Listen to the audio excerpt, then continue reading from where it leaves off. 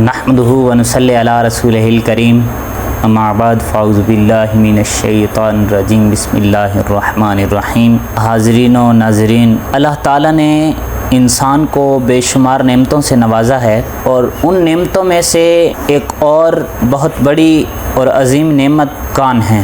کانوں کے ذریعے انسان علم حاصل کرتا ہے، قرآن سنتا ہے، اذان سنتا ہے، اور کانوں کے ذریعے انسان بات سن کر اس بات کو حق اور باطل کے درجے تک پہنچاتا ہے، اور کوئی بھی بات سن کر انسان اس بات کو حق اور باطل کے اندر فرق کرنا بھی سیکھتا ہے۔ اللہ تبارک و تعالیٰ قرآن مجید میں ارشاد فرماتا ہے کہ اور اللہ تعالیٰ نے تمہیں تمہاری ماؤں کے پیٹوں سے پیدا کیا، تم کچھ نہیں جانتے تھے، پھر تمہیں کان، آنکھیں اور دل عطا فرمائے تاکہ تم شکر ادا کرو۔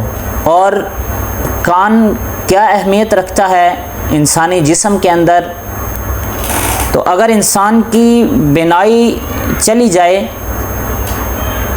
تو وہ دوسروں کی بات سن کر بہت کچھ سیکھ سکتا ہے، اور لیکن اگر سماعت بھی نہ ہو اور سماعت بھی ختم ہو جائے تو زندگی بہت مشکل ہو جاتی ہے۔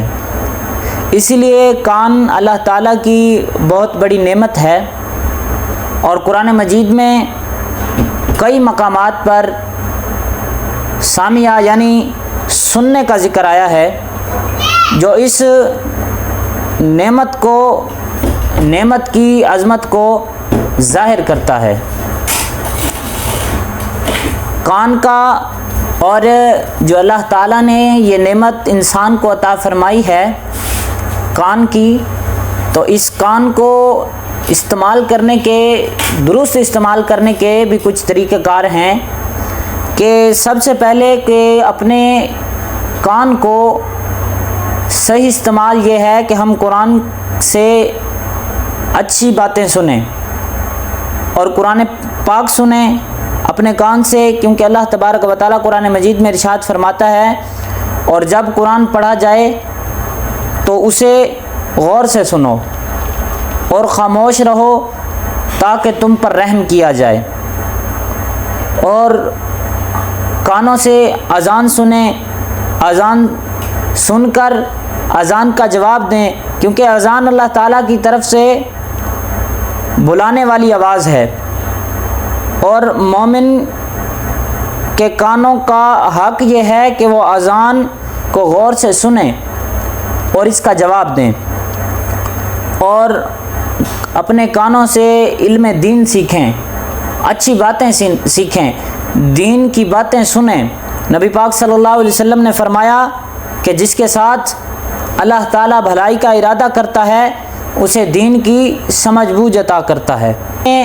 کانوں کا درست استعمال یہ ہے کہ آپ دینی مجالس، بیانات، قرآن کی تلاوت، اذان اور اچھی باتوں کو سنیں، اور جس طرح ہاتھ کا گناہ ہے، زبان کا گناہ ہے، اسی طرح کان کے بھی گناہ ہیں۔ اور کان کے گناہ کیا ہیں؟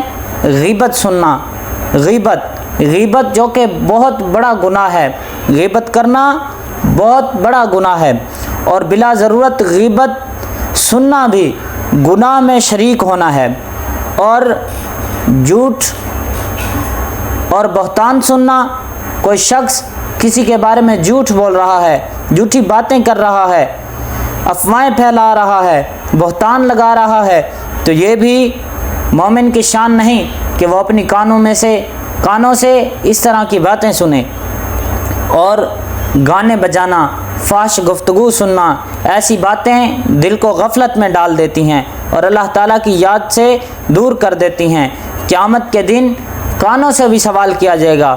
اللہ تبارک و تعالیٰ ارشاد فرماتا ہے کہ بے شک کان، آنکھ اور دل، ان سب کے بارے میں پوچھا جائے گا، سوال کیا جائے گا، اور قیامت کے دن اللہ تعالیٰ پوچھے گا کہ کانوں سے کیا سنا، حق سنا یا باطل سنا، قرآن سنا یا گناہ کی باتیں سنی۔